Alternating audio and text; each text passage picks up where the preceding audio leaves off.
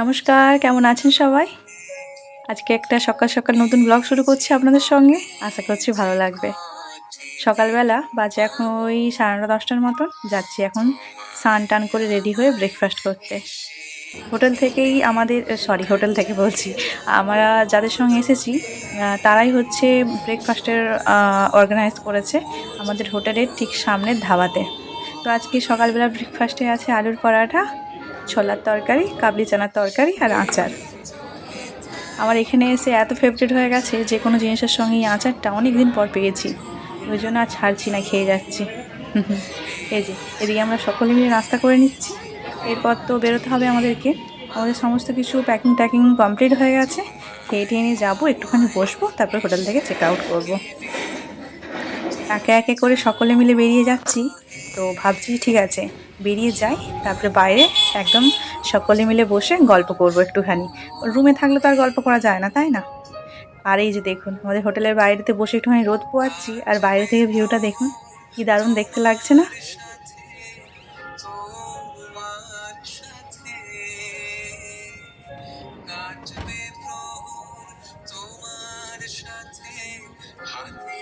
আপনাদেরকে তো আগেই বলেছি, এই নিয়ে জম্মু আসা আমার 3বার। জম্মু বলতে কাটরাতে যাই, আর কাটরা থেকে ডাইরেক্ট ট্রেন ধরে চলে যাই। এবারে যেহেতু জম্মুটা আমরা ঘুরছি, ওই জন্য জম্মু শহরটাকে এবারে আমি নিজের চোখে দেখছি। রেলপথে যাতায়াত করি, বাসের তো পথ নেই, বাসের পথে আমরা যাতায়াত করি না। তো বেশ সুন্দর দেখতে লাগছে জানেন তো, একদম পরিষ্কার পরিচ্ছন্ন। চারিদিকে শুধু ওই পুলিশের ক্যাম্প, মানে বড় বড় অফিস, মানে অনেক কিছু দেখতে পাচ্ছি এবারে। আর এত সুন্দর লাগছে বলে বোঝাতে পারবো না।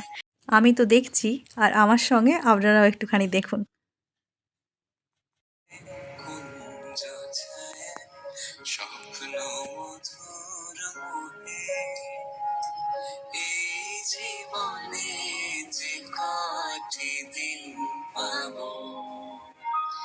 তোমায় আমায় হেসে খেলে কাটিয়ে যাব দোহে স্বপ্ন মধুর মোহে।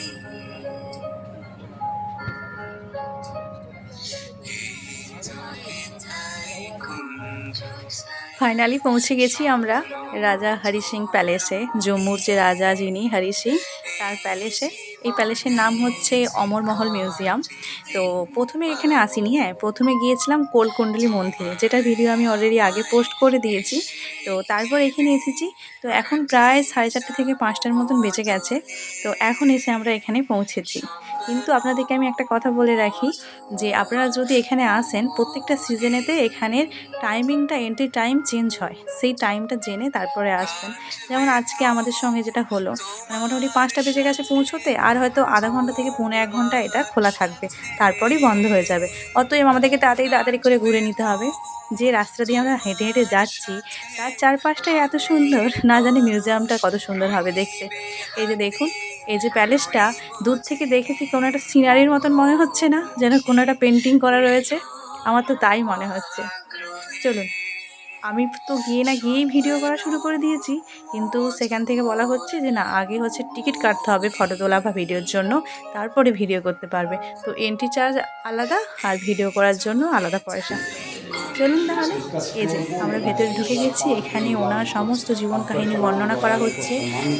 রাজা হরি সিং, মহারানী, তাদের পুত্র, তাদের পুত্রবধূরা, সমস্ত কিছু।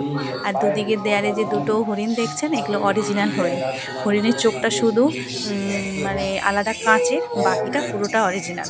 তো একটা দেয়ালের হরিণ হচ্ছে শিকার করেছিলেন মহারাজা, আর একটা দেয়ালের হরিণ শিকার করেছিলেন মহারানী। এটাই আমাদেরকে এখানে বলছে, বোঝাচ্ছে, সমস্ত কিছু দেখাচ্ছে। ये 12 सिंगर देख रहे हैं, ये भी रियल के हैं। मैडम हाथ भी ऊपर कर। 12 सिंगर रियल के हैं, शिकार किया है महाराजा के टाइम के।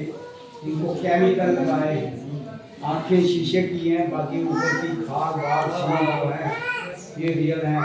एक महाराजा हरि सिंह जी ने शिकार किया था, और दूसरा उनकी पत्नी महारानी तारा देवी, उन्होंने भी शिकार किया, 100 साल पुराने हैं, केमिकल लगाए हैं उनको, आंखें शीशे की, बाकी ऊपर की खाल बाल सींग जो है।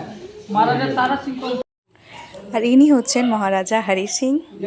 আর ইনি যে সোনার সিংহাসনে বসতেন সেটি হচ্ছে এই যে এটা। জানেন তো, আমরা তো অনেক কিছুই জানি না, না জেনে শুনে চলে এসেছি এখানে। এর উপরের মহলেতে আমরা তো যেমন শুধু নিচেটা ঘুরলাম, এর উপরেতে ওঠা যায় 150 या फिर 125-এর টিকিট কেটে উপরেও ওঠা যায়। আর সেখানে মহারানী তারা দেবীর সমস্ত কিছু জিনিসপত্র এখানে রয়েছে। তো আমরা জানি না, সেহেতু আর উপরটা ঘোরা হলো না। আর এটা হচ্ছে প্যালেসের পেছন দিক। প্যালেসের পেছন দিক থেকে মোটামুটি তাব্বি নদী আর জম্মু শহরটা প্রায় দেখা যায়। এখানে এখন কেউ থাকেন না, ওই জন্য এটাকে মিউজিয়াম করে দিয়েছে। তো ওনারা যে বংশধরেরা তারা এখনও এখানে যাতায়াত করেন। তো আর কি, ব্লগটা আজকে এখানেই শেষ করলাম। সবাই সাবধানে থাকবেন, সুস্থ থাকবেন, ভালো থাকবেন। আমার ব্লগগুলি প্লিজ দেখবেন।